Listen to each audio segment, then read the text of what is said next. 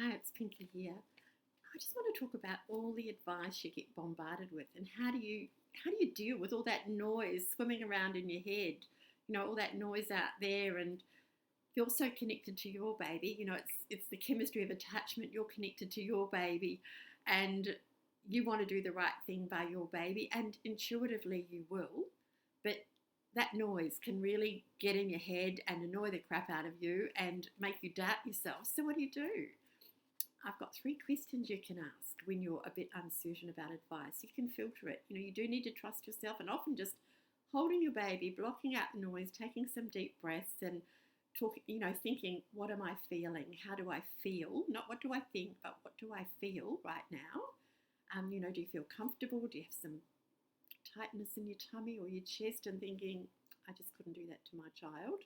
Whatever advice it is, because we'll be getting advice about baby sleep or baby feeding. Usually it's around, there's so much advice around baby sleep, isn't there, that's just not always helpful. And you feel like you might be doing the wrong thing, and you're starting to feel uncomfortable thinking, well, I couldn't train my baby. I can't leave my baby to cry. I don't want my baby to be left alone in a room, whatever. What you do is you filter this advice and you go, is it safe? Is it respectful? And does it feel right? Now, when we talk about safety, there's complete black and white safety. Like, is this cot safe? Is this environment safe? Is this sleep advice safe? Is this feeding advice safe?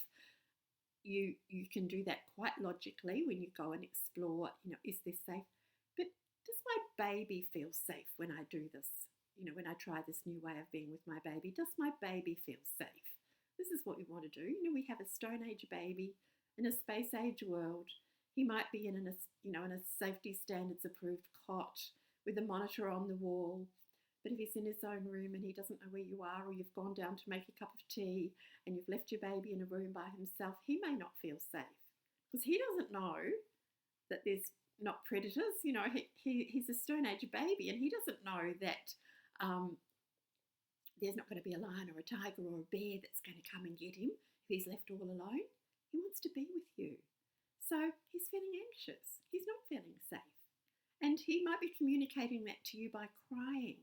And you've been told, oh, well, you can leave him to cry for X number of minutes, whether it's 5 minutes, 10 minutes, or I don't know, there's a book out there that says something like 39 minutes. So, where was that one plucked out of? Somebody's right ear? Possibly. There's no evidence around how long it's safe to leave a baby to cry. And this is, again, where your intuition comes in. You know whether your baby's crying because you know why your baby's crying. A cry is a cry is a cry, but you know whether it's red flag, urgent, get there quickly because this baby's really upset, or he's working up to a cry thinking, whoa, where are you all? I really want someone to come and help me. And so, is he safe? Does he feel safe? So is it safe? Is it respectful? We do a lot of things to babies and small children without necessarily thinking it through.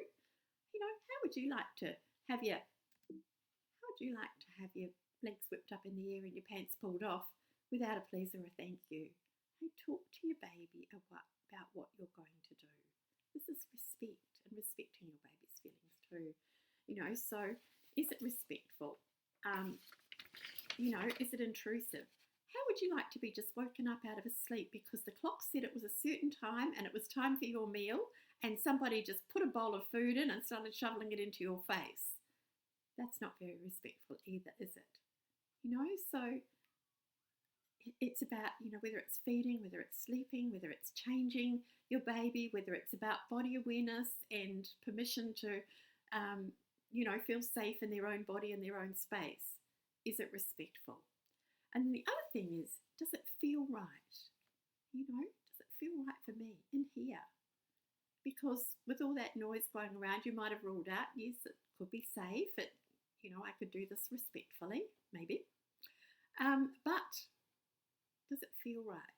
And if there's any advice you read, you hear, you see, you're told, I don't care if it comes from me, if it doesn't feel right for you, for your baby and your child, because you're an individual, your baby's a unique little person, and sometimes what feels right for one of our children isn't necessarily right for one of the others.